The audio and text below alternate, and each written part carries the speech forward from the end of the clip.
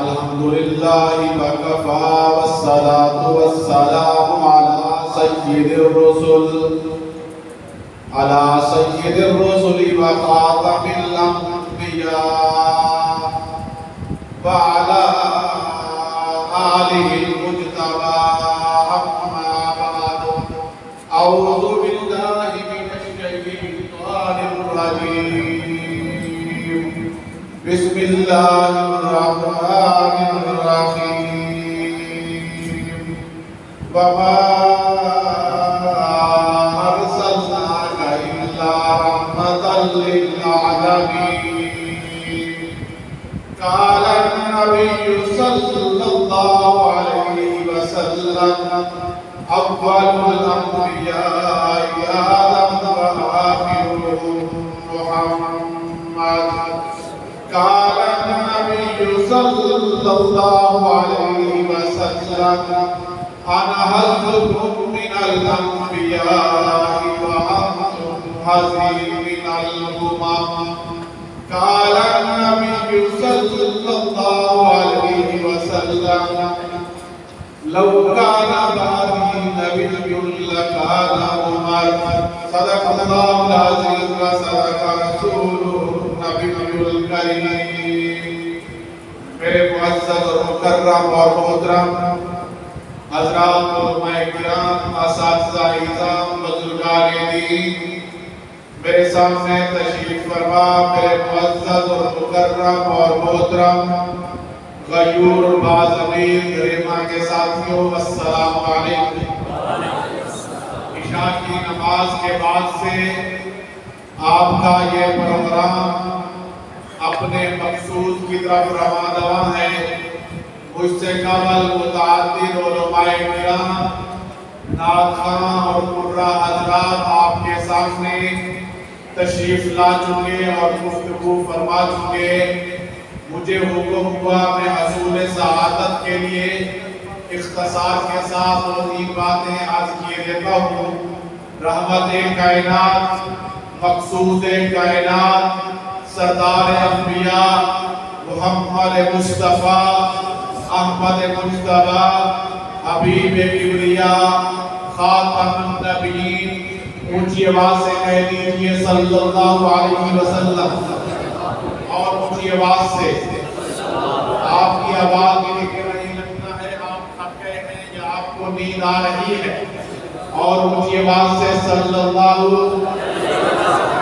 رحمت کائنات صلی اللہ علیہ وسلم کے تشریف لے آنے کے بعد میرے اللہ نے ہمیشہ ہمیشہ کے لیے اس سلسلہ نبوت کو مکمل کر دیا۔ نبوت اپنی تکمیل کو پہنچی۔ آپ صلی اللہ علیہ وسلم اللہ کے آخری نبی، آخری رسول اور آخری پیغمبر ٹھہرے۔ آپ صلی اللہ علیہ وسلم کے بعد اب قیامت کی صبح تک کوئی نبی پیدا نہیں ہوگا۔ حضرت آدم علیہ السلام سب سے پہلے نبی، آپ صلی اللہ علیہ وسلم سب سے آخری نبی۔ حضرت آدم علیہ السلام سے پہلے کوئی نبی نہیں تھا۔ آپ صلی اللہ علیہ وسلم کے بعد اب قیامت کی صبح تک کوئی نبی پیدا نہیں ہوگا۔ اس عقیدے کو عقیدہ ختم نبوت کہا جاتا ہے۔ آپ بھی ایک مرتبہ ان کی آواز سے بولیے اس عقیدے کو عقیدہ اور اونچی آواز سے اس عقیدے کو عقیدہ ختم نبوت کہا جاتا ہے۔ یہ میرا اور آپ کا بنیادی عقیدہ ہے، یہ بنیادی عقیدہ ختم نبوت ہے۔ تو میرا ایمان ہے، یہ بنیادی عقیدہ ختم نبوت ہے۔ تو میں مسلمان ہوں، یہ بنیادی عقیدہ ختم نبوت ہے۔ تو میری نماز ہے، روزہ ہے، حج ہے، عمرہ ہے، بیت اللہ شریف کا طواف ہے، یہ عقیدہ ختم نبوت ہے۔ تو میری تہجد ہے، اشراق ہے، نوافل ہے، اوابین ہے، تراویح ہے، تبلیغ ہے۔ اگر یہ بنیادی عقیدہ ختم نبوت نہیں تو میرا ایمان بھی نہیں۔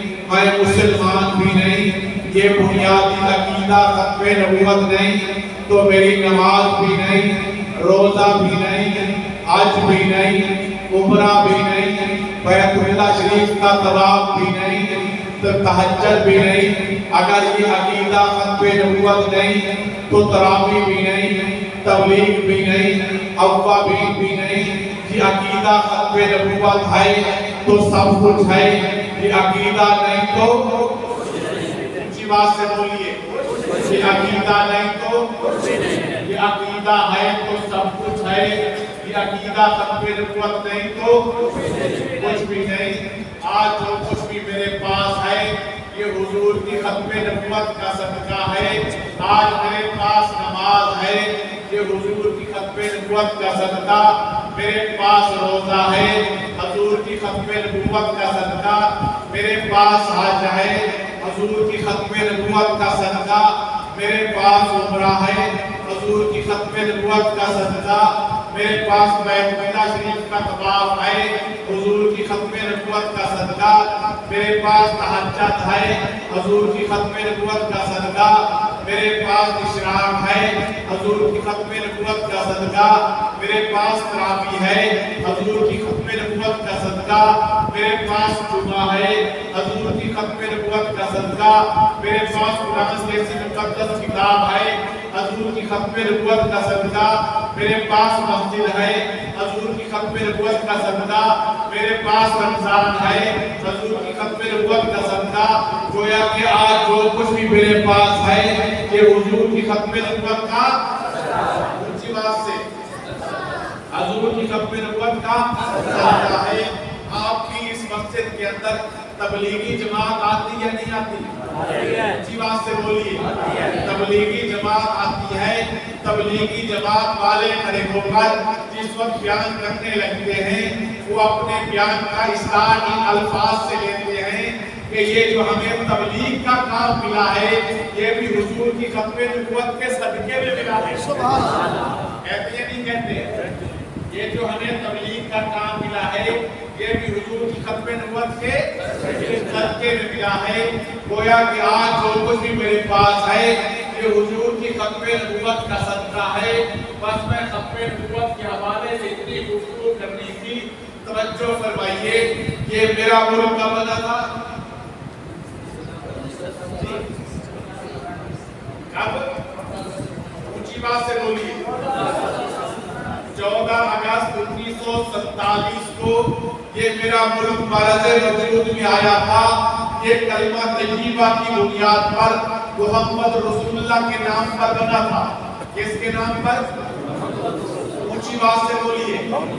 میں نے آدھے گھنٹے سے زیادہ گفتگو نہیں کرنی، میں چاہتا ہوں جو بات کروں آپ کو سمجھا کر جاؤں۔ یہ ملک بنا تھا کلمہ طیبہ کی بنیاد پر محمد رسول اللہ کے نام پر۔ بڑی قربانی دینے کے بعد یہ ملک مرز وجود میں آیا تھا۔ 6 لاکھ مسلمانوں نے اپنی جان کا نذرانہ پیش کیا تھا۔ 6 لاکھ مسلمانوں نے اپنے جسم کے ٹوٹے ٹکڑے کرائے تھے۔ 6 لاکھ مسلمانوں نے اپنے بچوں کو یتیم کرایا تھا۔ 6 لاکھ مسلمانوں نے اپنے گھر چھوڑے تھے، اپنے علاقوں کو خیرباد کہا تھا۔ نعرہ تکبیر، اللہ اکبر۔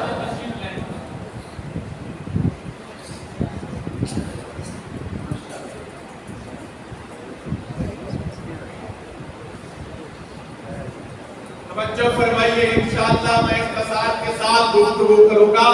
حضرت تشریف لائے، مفصل خطاب ہوگا ہوگا۔ اتنی بڑی قربانی دینے کے بعد یہ ملک کلمہ طیبہ کی بنیاد پر مرز وجود میں آیا تھا۔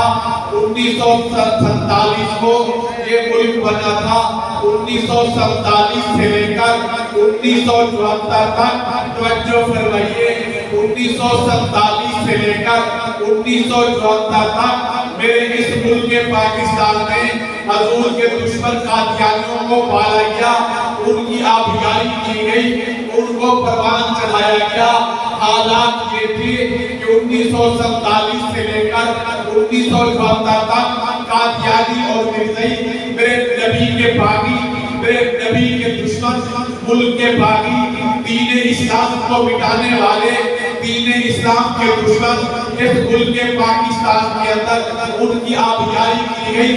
1947 سے لے کر 1974 تک قادیانی اس ملک کے اندر کھلے عام تبلیغ کرتے تھے، اپنا لٹریچر تقسیم کرتے تھے، اپنی عبادت گاہ کو مسجد کہتے تھے، اپنی عبادت گاہ کے مینار بناتے تھے، محراب بناتے تھے، کھلے عام اذانیں پڑھتے تھے، کھلے عام نمازیں پڑھتے تھے، کھلے عام قادیانی چوک اور چوراہے میں کھڑے ہو کر مسلمانوں کو مناظرے کے چہرے دیا کرتے تھے۔ قادیانی جناب نگر میں ٹولیوں کی شکل میں نکل کر مسلمانوں کے ایمان کو لوٹنے کی کوشش کرتے تھے۔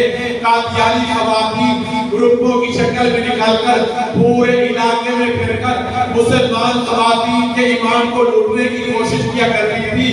اگر کوئی مسلمان، کوئی خطیب، کوئی عالم دین کھڑے ہو کر یہ کہتا کہ مرزا قادیانی اس کے ماننے والے کافر ہیں، اس مسلمان کے خلاف 298 کے تحت مقدمہ درج ہوتا اور اس کو 3 سال سزا ہوتی۔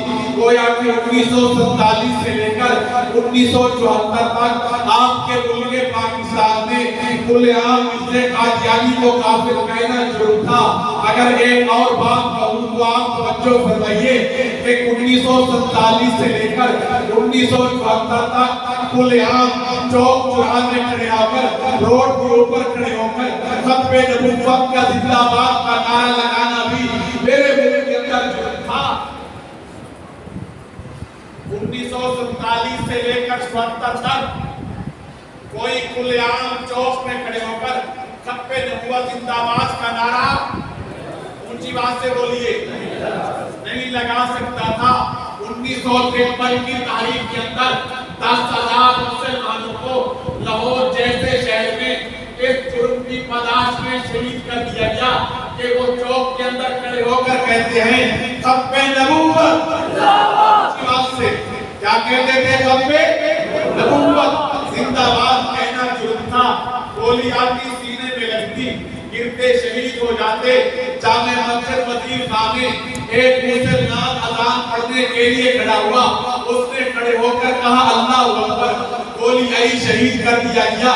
دوسرا اذان کو مکمل کرنے کے لیے دوسرا مسلمان کھڑا ہوا، اس نے بھی کہا اللہ اکبر، اس کو بھی شہید کر دیا گیا۔ تیسرا کھڑا ہوا، اس نے کہا اللہ اکبر، اس کو بھی شہید کر دیا گیا۔ چوتھا کھڑا ہوا، اس نے کہا اللہ اکبر، اس کو بھی شہید کر دیا گیا۔ پانچواں کھڑا ہوا، اس نے کہا اشہد ان لا الہ الا اللہ، اس کو بھی شہید کر دیا گیا۔ چھٹا کھڑا ہوا، اس نے کہا اشہد ان لا الہ الا اللہ، اس کو بھی شہید کر دیا گیا۔ ساتواں کھڑا ہوا، اس نے کہا اشہد ان محمد رسول اللہ، اس کو بھی شہید کر دیا گیا۔ 20 مسلمانوں کو صرف اذان مکمل کرنے کے لیے شہید کر دیا گیا۔ گویا کہ ختم نبوت کا نعرہ لگانا جرم تھا۔ 1974 میں جناب نگر کے ریلوے اسٹیشن پر جب ٹرین پہنچی، اس ٹرین کے اندر ملتان میڈیکل کالج کے اسٹوڈنٹ سفر کر رہے تھے۔ قادیانیوں نے اپنی عادت کے مطابق، اپنی روٹین کے مطابق اس ٹرین کے اندر لٹریچر تقسیم کرنا شروع کیا، کتابیں تقسیم کرنا شروع کیے، اور اسٹوڈنٹ کو بھی لٹریچر دیا گیا، اور اسٹوڈنٹ کو بھی کتابیں دیے گئے۔ انہوں نے کتابیں جب کھول کر پڑھے، اس لٹریچر کے اندر یہ لکھا کہ مرزا غلام قادیانی خود خدا ہے۔ اس لٹریچر کے اندر یہ لکھا کہ مرزا غلام قادیانی تمام انبیاء سے بہتر ہے۔ اس لٹریچر کے اندر یہ لکھا کہ مرزا غلام قادیانی آخری نبی ہے۔ اس لٹریچر کے اندر یہ لکھا کہ مرزے کو دیکھنے والا صحابی ہے، مرزے کی بیوی ام المؤمنین ہے، مرزے کی بیٹی سیدہ النساء ہے، مرزے کا گھرانہ اہل بیت ہے، مرزے کو ماننے والا مسلمان ہے، مرزے کی نجات مدار نجات ہے۔ جب ان سورج نے یہ لٹریچر پڑھا کہ مرزا خدا مرزا قادیانی خود خدا ہے، ان کے جذبات بنے۔ ایک اسٹوڈنٹ ڈبے میں کونے میں کھڑے ہو کر اس نے نعرہ لگایا ختم نبوت زندہ باد، ختم نبوت زندہ باد۔ نوجوانوں نے جواب دیا زندہ باد۔ آواز بلند ہوئی، قادیانی ایوانوں تک پھیل گئی۔ قادیانی گماشتوں کو بھیجا گیا، قادیانی نوجوانوں کو بھیجا گیا، قادیانی لونڈوں کو بھیجا گیا، کسی کے ہاتھ میں سریا، کسی کے ہاتھ میں لاٹھی، کسی کے ہاتھ میں ڈنڈا۔ اسٹیشن پر پہنچے، ان نوجوانوں کو پکڑا گیا جنہوں نے نعرے لگائے تھے ختم نبوت زندہ باد کے، ان کو پکڑا گیا، مارا گیا، پیٹا گیا، کسی کا بازو توڑ دیا گیا، کسی کی ٹانگ توڑ دی گئی، کسی کا سر پھوڑ دیا گیا، کسی کا ناک توڑ دیا گیا، زخمی کیا گیا، ان کو ڈبوں سے نکال کر پلیٹ فارم پر گھسیٹا گیا اور مارا گیا، زخمی کیا گیا۔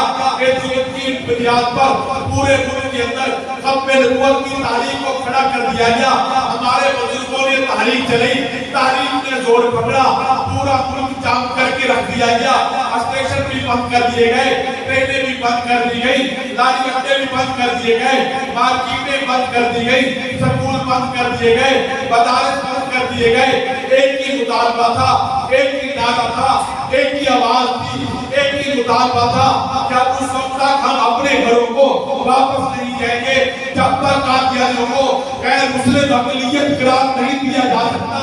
اس ظلم کی برداشت مت نہیں چلی، تحریک نے زور پکڑا۔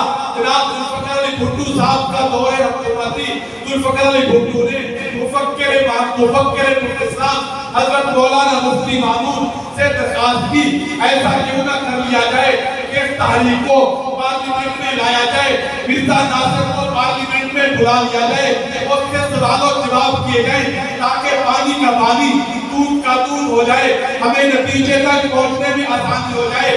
حضرت مولانا مفتی مامون رحمہ اللہ نے فرمایا یہ تو میرے دل کی خواہش ہے کہ پارلیمنٹ کے اندر قادیانیوں کو بلایا جائے تاکہ پوری دنیا کے سامنے ان کا کفر عیاں ہو جائے۔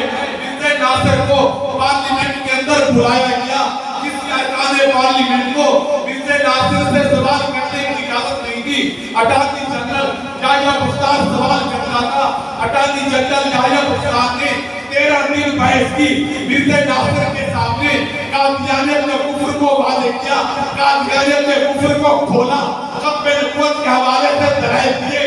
میرے دوستوں میں تفصیلات میں نہیں جانا چاہتا، اٹارنی جنرل یحییٰ بختیار نے مرزا ناصر کے سامنے قادیانی کی ایک کتاب کھولی، آئینہ کمالات اسلام، اس کا صفحہ نمبر 547 اور 40 نکالا۔ مرزا ناصر سے کہا، مرزا ناصر آپ کے دادا کی کتاب ہے، اس کتاب کے اندر ایک بات لکھی ہوئی ہے۔ مرزا غلام قادیانی نے لکھا ہر وہ شخص جو مرزا قادیانی کو نبی نہیں مانتا، وہ ایم ایل اے ہو، وہ ایم پی اے ہو، وہ سپیکر ہو، وہ جج ہو، وہ جسٹس ہو، وہ وکیل ہو، وہ ڈاکٹر ہو، وہ کسان ہو، وہ ٹیچر ہو، وہ پروفیسر ہو، وہ انجینئر ہو، وہ پائلٹ ہو، ہر وہ شخص جو مرزا قادیانی کو نبی نہیں مانتا وہ بدکار عورتوں کی اولاد ہے۔ آپ کی کتاب کے اندر یہ لکھا ہوا ہے، جو مرزا قادیانی کو نبی نہیں مانتا وہ کتنیوں کی اولاد ہے۔ آپ کی اس کتاب کے اندر یہ لکھا ہوا ہے۔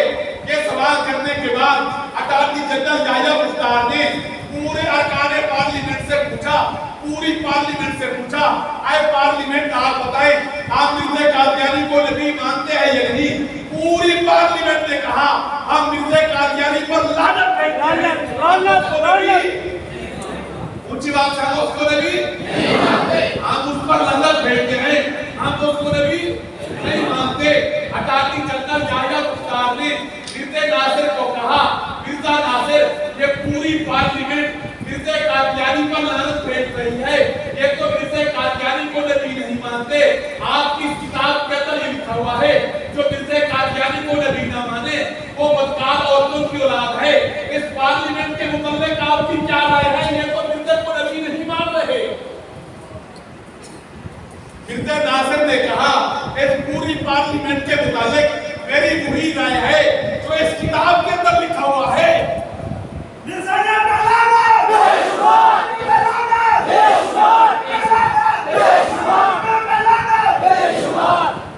اس نے کہا اس پوری پارلیمنٹ کے متعلق میری وہی رائے ہے جو اس کتاب کے اندر لکھا ہوا ہے۔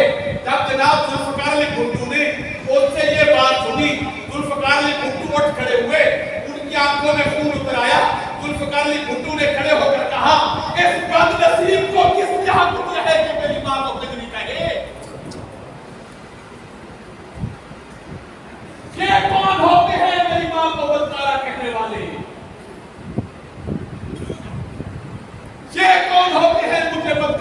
की औलाद कहने वाले ये कौन होते हैं? इनको जुर्रत किस तरह हुई कि पूरी पार्लियामेंट में नतंयाहू की औलाद कही?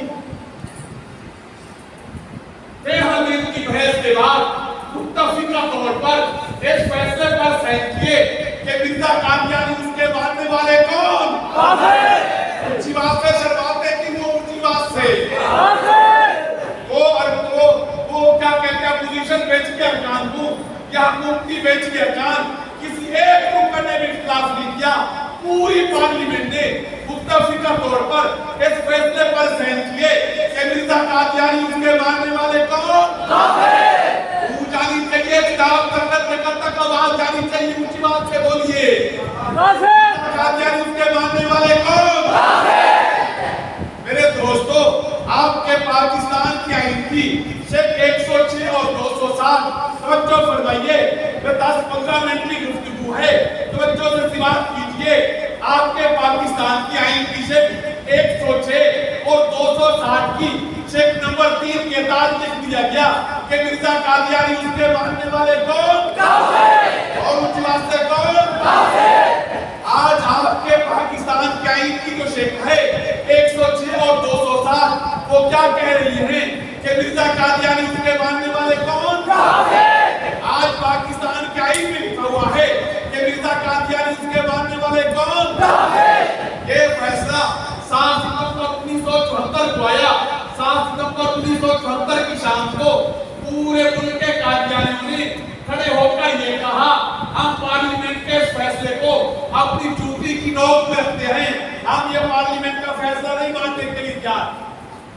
हम ये फैसला नहीं मानते। ये पार्लियामेंट कौन लोग थे हमें काफिर करार देने वाली? 1974 से लेकर 1984 तक कादियानी इस फैसले के आने के बाद अपने आप को मुसलमान कहते रहे, तबलीग करते रहे, लिटरेचर तकसीम करते रहे, अपनी इबादतगाह को मस्जिद कहते रहे, मीनार बनाते रहे, मेहराब बनाते रहे, अज़ानें पढ़ते रहे, तबलीग करते रहे, नमाजें पढ़ते रहे, ईदैन पढ़ते रहे, कुर्बानी का जानवर ज़िबा करते रहे। 1984 में आपकी जनाब आलमी मजलिस तहफ़्फ़ुज़ ख़त्मे नबुव्वत ने इन कादियानियों के खिलाफ एक मरतबा फिर पूरे मुल्क के अंदर भरपूर तरीके से तहरीक चलाई। उस तहरीक के नतीजे में ताज़ीरात पाकिस्तान में 2 दफात का इजाफा कर दिया गया, 298 बी और 298 सी। कितनी दफात का? 2। बच्चों है या नहीं? ताज़ीरात पाकिस्तान में 2 दफात का इजाफा कर दिया गया, 298 बी और 298 सी। इन 2 दफात के बाद लिख दिया गया, आज के बाद कोई कादियानी अपने आप को मुसलमान, ऊंची बात से अपने आप को मुसलमान नहीं कह सकता। अगर अपने आप को मुसलमान कहेगा, उसके खिलाफ मुकदमा दर्ज होगा, उसको 3 साल, ऊंची बात से 3 साल कैद होगी। 1947 से लेकर 1974 तक अगर कोई आलिम दीन मिर्जा कादियानी उसके मानने वाले को काफिर कहता, मुकदमा दर्ज होता, 3 साल सजा होती। 1984 में अगर कोई कादियानी अपने आप को मुसलमान कहे, मुकदमा दर्ज होगा, 3 साल सजा होगी। कोई कादियानी तबलीग नहीं कर सकता, आज के बाद कोई कादियानी लिटरेचर तकसीम नहीं कर सकता, आज के बाद कोई कादियानी अपनी इबादतगाह को मस्जिद नहीं कह सकता, मीनार नहीं बना सकता, मेहराब नहीं बना सकता। अगर बनाएगा 298 बी और सी के तहत मुकदमा दर्ज होगा, उसको 3 साल सजा होगी। कोई कादियानी कलमा तय्यबा नहीं पढ़ सकता, अपने घर के ऊपर कलमा तय्यबा नहीं लिख सकता।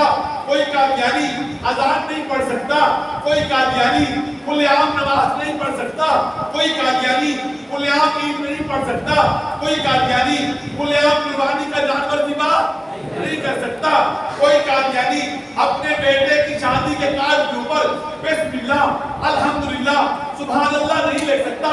अगर ऐसा करेगा 298 बी और सी के तहत मुकदमा दर्ज होगा और उसको 3 साल, 3 साल।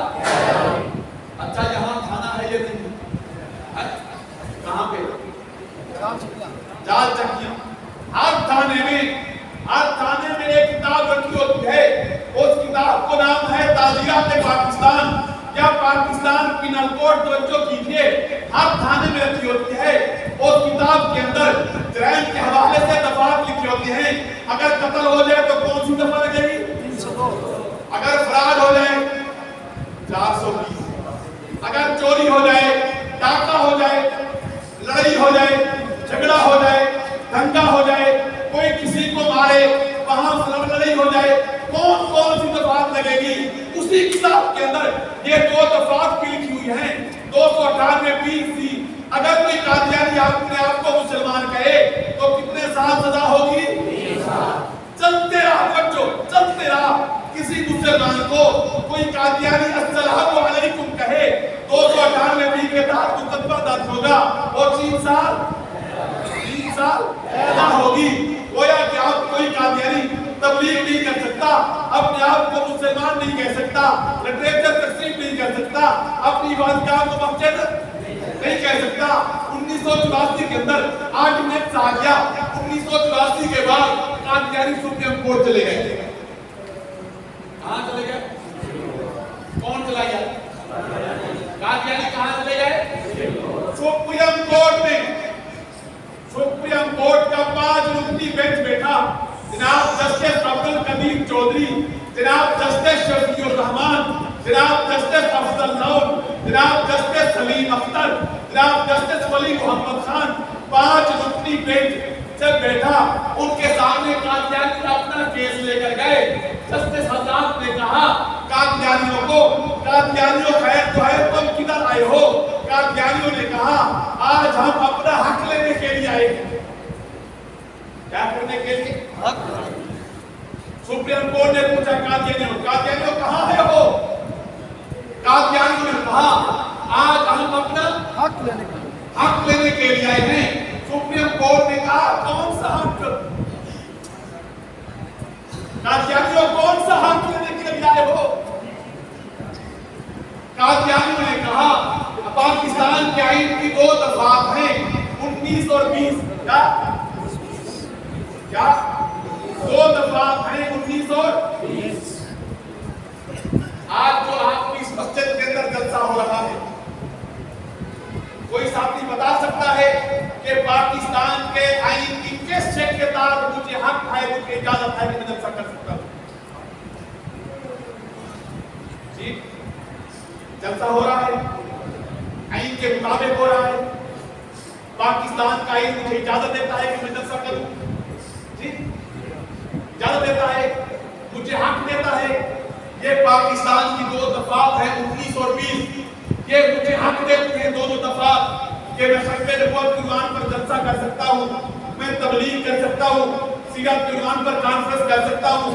جتنے بھی پاکستان میں پال کے بستی ہیں, مسلمان, ہندو, سکھ, یہودی اور عیسائی, تمام برابر کے حقوق یہ دونوں سکے دیتی ہیں.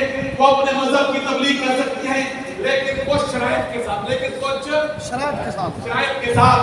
قادیانی نے سپریم کورٹ کو کہا کہ 19 اور 20 جو سکے ہیں کہ ہمیں حق دیتی ہے تبلیغ کرنے کا, لیکن 298 B اور C وہ ہمیں روکتی ہے کہ تم تبلیغ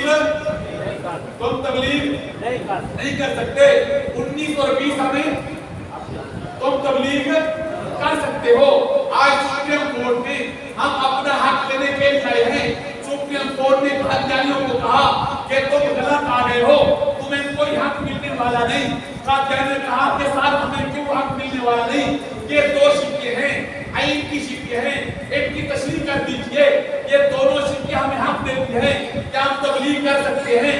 سپریم کورٹ کے 5 جسٹس حضرات نے کہا قادیانیوں کو, قادیانیوں یہ 19 اور 20 تبلیغ کا اس کو حق دیتی ہیں جو پاکستان کے آئین کو تسلیم کرے. جو ہے یہ 19 اور 20 کو اس کو حق دیتی ہے جو پاکستان کے آئین کو تسلیم کرے, پاکستان کے آئین کو مانے, پاکستان کے آئین کا احترام کرے, اس کو حق دیتی ہے 19 اور 20 تبلیغ کرنے کا. تو 1974 میں کھڑے ہو کر یہ کہا تھا کہ ہم پارلیمنٹ کے اس فیصلے کو اپنی جوتی کی نوک پہ رکھتے ہیں.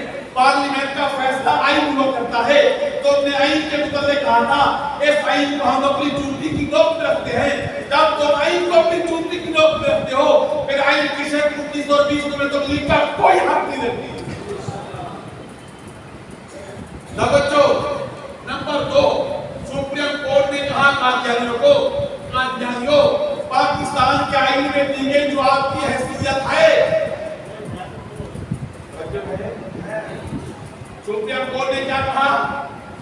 پاکستان کے آئین میں دی گئی جو آپ کی حیثیت ہے، کیا تم اس حیثیت کو تسلیم کرتے ہو؟ سپریم کورٹ نے پوچھا قادیانیوں سے، پاکستان کے آئین میں دی گئی جو آپ کی حیثیت ہے، پاکستان کا آئین کیا کہتا ہے؟ قادیانی کون ہے؟ اونچی بات سے بولیے، اور اونچی بات سے، پاکستان کا آئین کیا کہتا ہے؟ قادیانی کون ہے؟ سپریم کورٹ نے پوچھا قادیانیوں سے، قادیانیوں پاکستان کے آئین میں دی گئی جو آپ کی حیثیت ہے، کیا تم اس حیثیت کو تسلیم کرتے ہو؟ اگر نہیں کرتے تو پاکستان کے آئین کی سیکشن 19 اور 20 تمہیں تبلیغ کا کوئی حق نہیں دیتی۔ تم حق لینے کے لیے آگے ہو۔ نمبر 3، سپریم کورٹ نے کہا قادیانیوں کو، قادیانیوں پاکستان کی سیکشن 19 اور 20، آئین کی سیکشن 19 اور 20 تبلیغ کا حق اس کو دیتی ہے جس کے تبلیغ کرتے وقت کم از کم لا اینڈ آرڈر کا مسئلہ پیدا نہ ہو، وہاں لڑائی جھگڑا فساد اور دنگے کا خدشہ نہ ہو۔ اگر خدشہ ہو جائے تو 19 اور 20 اس کو حق نہیں دیتی۔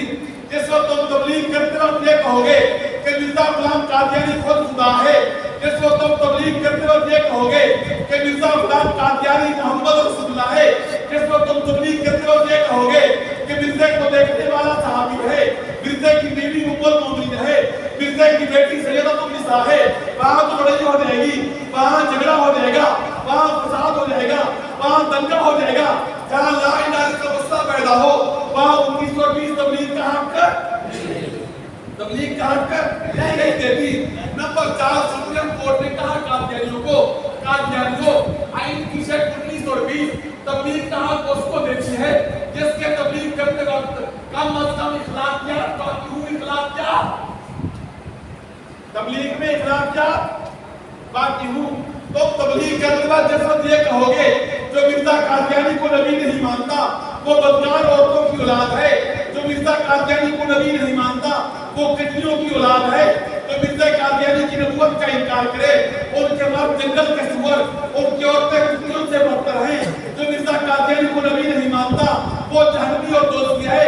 یہ تو اخلاقیات سے گری ہوئی باتیں ہیں، جو اخلاقیات سے گری ہوئی باتیں کریں، آئین کی سیکشن 19 اور 20 اس کو تبلیغ کا کوئی حق نہیں دیتا۔ سپریم کورٹ نے قادیانیوں کو کہا، قادیانیوں فراڈی اور دھوکے بازوں کے کوئی حقوق نہیں ہوتے۔ بچوں ہے سپریم کورٹ نے کیا کہا؟ فراڈی اور دھوکے بازوں کے کوئی حقوق نہیں ہوتے۔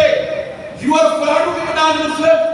تو پرلے درجے کے فراڈی اور دھوکے باز ہو، قادیانی اور دھوکے باز، تو مسلمانوں والا کلمہ پڑھ کے مسلمانوں کے ساتھ فراڈ کرتے ہو، تو اپنے آپ کو مسلمان کہے کہ مسلمانوں کو دھوکہ دیتے ہو، تو مسلمانوں والا حلیہ بنا کے مسلمانوں کے ساتھ فراڈ کرتے ہو، مسلمانوں والا رہن سہن کر کے مسلمانوں کو دھوکہ دیتے ہو، تو پرلے درجے کے فراڈی اور دھوکے باز ہو۔ You are fraud with non-Muslim۔ فراڈی اور دھوکے بازوں کے کوئی حقوق نہیں ہوتے۔ تو آج ہمارے پاس اپنا حق لینے کے لیے آگے ہو۔ سپریم کورٹ نے اپنے فیصلے کے اندر ایک جملہ لکھا ہے، جملہ بولنا چاہیے صاحب، جملہ لکھا ہے۔ جب میں نے وہ جملہ پڑھا میری آنکھوں میں آنسو آ گئے۔ سپریم کورٹ نے اپنے اس فیصلے کے اندر یہ بڑا جملہ لے کے خدا کی قسم آپ صلی اللہ علیہ وسلم کی ختم نبوت کے تحفظ کا حق ادا کر دیا۔ سپریم کورٹ نعرہ تکبیر، ختم نبوت زندہ باد۔ سپریم کورٹ نے اخیر کر دی۔ سپریم کورٹ نے اپنے فیصلے میں لکھا انسکروپلس نان-مسلم قادیانیوں، انسکروپلس تم ہو تو کافر، لیکن پرلے درجے کے بدتمیز، جبل، بدبودار اور گندے ترین کافر ہو. یہ سپریم کورٹ انسکروپروس پرلے درجے کے غلیظ قسم کے تم کافر ہو. سپریم کورٹ نے ظہیر الدین غلام سرکار فیصلے میں ایک اور بات لکھی ہے. سپریم کورٹ نے لکھا ہے اگر کوئی قادیانی کلمہ طیبہ پڑھے، اپنے گھر کے اوپر کلمہ طیبہ لکھے یا اپنے آفس کی ٹیبل کے اوپر کلمہ طیبہ لا کے لکھ کے رکھے، اس قادیانی کے خلاف 298 کے تحت نہیں بلکہ 295 کے تحت مقدمہ درج ہوگا، جس کی سزائے موت ہے. اس لیے جس وقت کوئی قادیانی کلمہ پڑھتا ہے، کلمہ طیبہ میں لفظ محمد سے مراد وہ قادیانی مرزا غلام قادیانی کو مراد دیتا ہے. جب ہم کلمہ پڑھتے ہیں تو محمد سے مراد کیا لیتے ہیں؟ اونچی آواز سے بولیے، حضرت محمد رسول اللہ، مکہ اور مدینہ والے محمد، ہم حضور کو لیتے ہیں. لیکن جب قادیانی کلمہ پڑھتے ہیں تو محمد سے مراد کیا لیتے ہیں؟ مرزا غلام قادیانی کو لیتے ہیں. سپریم کورٹ نے لکھا ہے کہ جب کوئی قادیانی کلمہ پڑھتا ہے، محمد سے مراد مرزا قادیانی کو لیتا ہے. مرزا قادیانی کو محمد سے مراد لینا یہ حضور کی بہت بڑی توہین ہے. حضور کی توہین پر 295 کی تحت مقدمہ درج ہوتا ہے اور جس کی سزائے موت ہے. سپریم کورٹ نے اپنے فیصلے میں لکھا ہے ہر قادیانی چھوٹا ہے یا بڑا، جوان ہے یا بوڑھا، تاجر ہے یا ملازم، شہر کا ہے یا دیہات کا، پڑھا لکھا اعلان پر ہر قادیانی چلتا پھرتا حضور کی بغاوت کا نام. کون ہے یہ؟ حضور کے بانی ہے. یہ سپریم کورٹ نے لکھا ہے. سپریم کورٹ نے. قادیانی کون ہے حضور کے؟ اونچی بات سے بولیے. باقی ہے چلتے پھرتے حضور کی بغاوت کا نام ہے قادیانی. قادیانیت کا وجود حضور کی بغاوت کا نام ہے. آئیے آج میں اور آپ اس جلسے کے توسط سے یہ فیصلہ کر کے اٹھیں، انشاءاللہ جب تک جان میں جان ہے حضور کی ختم نبوت کا تحفظ کیا جائے گا، حضور کے باغوں کا مقابلہ کیا جائے گا انشاءاللہ. آپ کیا کر کے وعدہ کیجئے کرو گے انشاءاللہ. اللہ آپ کی خیر عطا فرمائے. آخر دعوانا الحمدللہ رب العالمین.